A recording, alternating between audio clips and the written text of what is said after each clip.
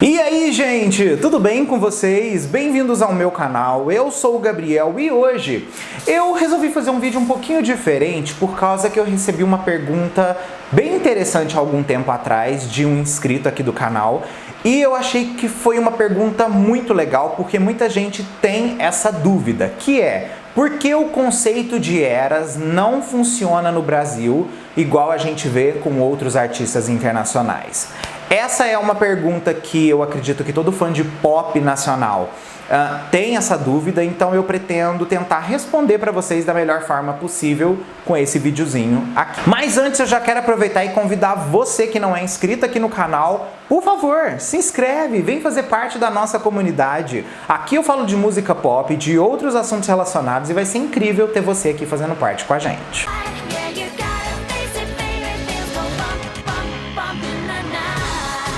Bom, para a gente poder começar a falar disso, eu acho legal a gente analisar as fases musicais mais marcantes que a gente tem no Brasil no aspecto de vendas de CDs. A gente teve o maior número de consumos de álbuns no Brasil entre os anos 80 e 90. Os anos 2000 começou a cair um pouco e basicamente hoje em dia aqui no Brasil não se consome mais o CD, né, a mídia física. E o que acontece? Quando a gente percebe que a própria indústria da música, de fazer o CDzinho pra gente comprar numa loja, ele ficou obsoleto, isso já de certa forma responde por que as eras no Brasil não são coisas tão bem trabalhadas. Óbvio, existem os artistas que fogem à regra, mas a grande maioria não se preocupa com esse conceito de eras. Quando a gente analisa, por exemplo, nos anos 2000, a questão do lançamento de um álbum, a gente percebe que os artistas eles conseguiam fazer, de certa forma, o álbum durar um pouco mais. Óbvio, tinha aquelas coisas de quando um artista conseguia vender 1 milhão de álbuns, ele no ano seguinte, assim, basicamente um ano e mais alguns meses depois, ele lançava um disco seguinte, porque obviamente tinha o intuito de querer aproveitar toda aquela onda que o disco anterior trouxe. E isso, gente, acaba que faz com que a durabilidade das músicas nas rádios, o lançamento dos singles, todas essas coisas que fazem uma era se tornar forte, não seja levado mais tanto em consideração por causa que a venda da mídia física do álbum era uma coisa que era bem mais valorizada pelos selos. Quando a gente chega, por exemplo, ali no começo de 2010, onde a era digital começou a ficar mais forte aqui dentro do Brasil, a gente percebe que todo mundo começou a encontrar mais facilidade de ouvir música. Antigamente a gente tinha essa coisa de esperar o lançamento de um clipe para passar na televisão, o YouTube não era uma plataforma acessível para todo mundo, nem todo mundo tinha computador em casa igual a gente tem hoje. Então aqui no Brasil a gente teve uma evolução tecnológica muito grande que influenciou totalmente na indústria fonográfica. Então essa acessibilidade das pessoas em conseguir ter uma música para ouvir ali 10 segundos depois que ela foi lançada oficialmente, faz com que, obviamente, o artista saiba que, bom, eu tenho que aproveitar o máximo possível porque em breve as pessoas não vão estar ouvindo mais o tanto que elas ouviram nesse primeiro dia do meu lançamento digital. Por isso também que muitas vezes vocês percebem que os artistas eles já lançam a música junto com o clipe, porque como o público brasileiro é um público que consome o visual muito ao lado do áudio, fica sendo uma estratégia muito positiva para você conseguir fazer com que o seu branding, a sua marca, seja vista pelas pessoas que vão estar ouvindo a sua música. Então você acaba fazendo uma memória naquela pessoa e ela marca, fala, não, essa música é desse artista, esse artista é assim, entende? E acaba que assim, isso rapidamente passa pelo efeito do digital. O efeito do digital também pode ser levado em consideração no tamanho das músicas, né? As músicas vocês percebem hoje em dia que aqui no Brasil essa competitividade de rádio, de colocar música para tocar no rádio, é muito grande, porque o rádio ainda é muito consumido aqui no Brasil. Muita gente acha que não, mas é consumido.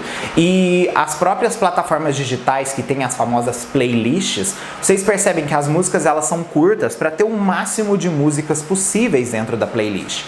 Então, assim, os artistas literalmente entram numa briga para conseguir botar a música deles ali para os ouvintes conseguirem consumir o máximo de vezes no menor período de tempo. O conceito de eras aqui no Brasil enfraquece ainda mais quando a gente percebe, gente, que o álbum no Brasil é uma coisa que tem ficado obsoleta nos últimos 5 anos. A gente percebe que o lançamento de EPs basicamente dominou a indústria totalmente. São poucos artistas que conseguem lançar full body of work, ou seja, grandes álbuns de estúdio com um conceito, com uma história marcada, enfim, para poder realmente fazer aquele tipo de estrutura ali. A gente percebe que a maior parte dos artistas no Brasil, eles optam por trabalhos em forma de EP, que passam mais rapidamente e alguns meses depois ou até um ano depois eles já lançam outro, porque eles sabem que o consumo rápido da mídia digital faz com que o trabalho fique obsoleto mais rápido. Uma outra coisa também que é legal da gente falar desse aspecto que matou as eras aqui no Brasil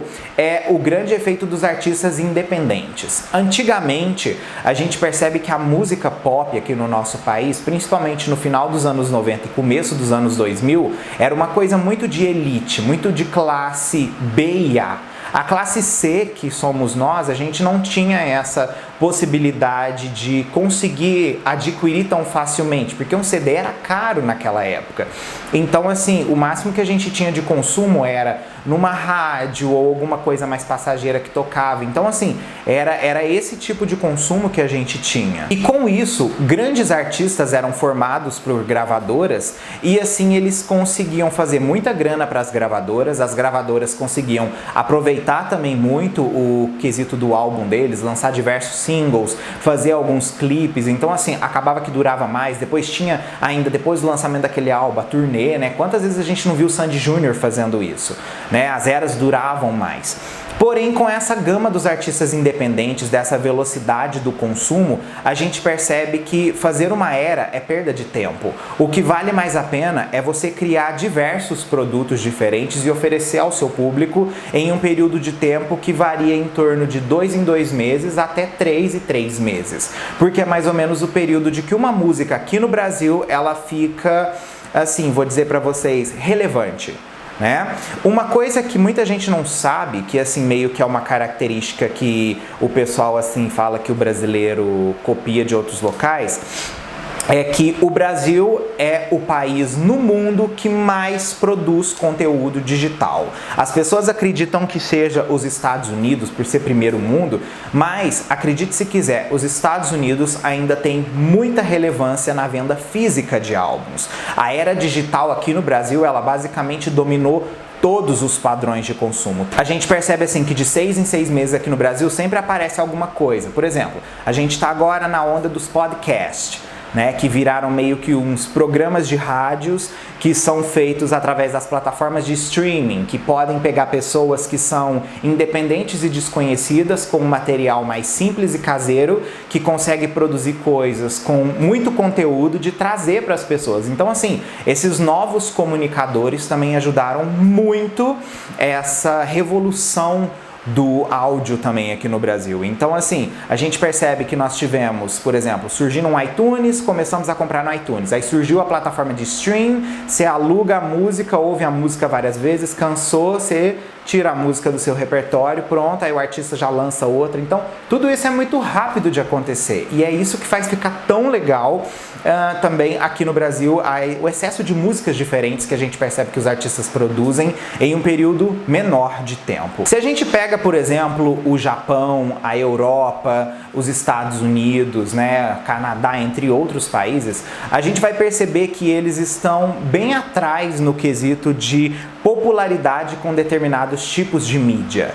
A gente percebe muito que o Spotify no Brasil, a gente tem uma rotatividade muito grande de ouvintes. A gente percebe que artistas independentes, cada dia que passam, aparecem com coisas mais diferentes, com coisas mais criativas e eles atingem um mainstream digital que faz com que esse quesito de era se afaste ainda mais. Porque, como eu disse, antes as grandes gravadoras detinham o poder de todo aquele, tanto do investimento quanto de entender o que o consumidor faz. E hoje em dia a plataforma digital te permite fazer isso por um valor muito menor e por uma oportunidade de você comunicar muito mais fácil. Então, tudo isso vai matando cada vez mais os aspectos de eras no Brasil. Com isso, eu acho que já responde para vocês tudo isso daí em relação a como o quesito de eras no Brasil não é tão trabalhado, não tem tanto essa preocupação. E eu vou perguntar para vocês agora, das pessoas que fogem à exceção dessa regra, quais os favoritos de vocês que apresentaram eras musicais nos últimos anos que vocês lembram muito e tem muito assim, eu vou dizer para vocês, memórias afetivas relacionadas à era, com as músicas, com os clipes e afins. Comenta aqui que eu quero saber a opinião de vocês. Quem sabe a gente não faz um vídeo relacionado, tá bom? Ó, um grande beijo e até o próximo vídeo nosso aí.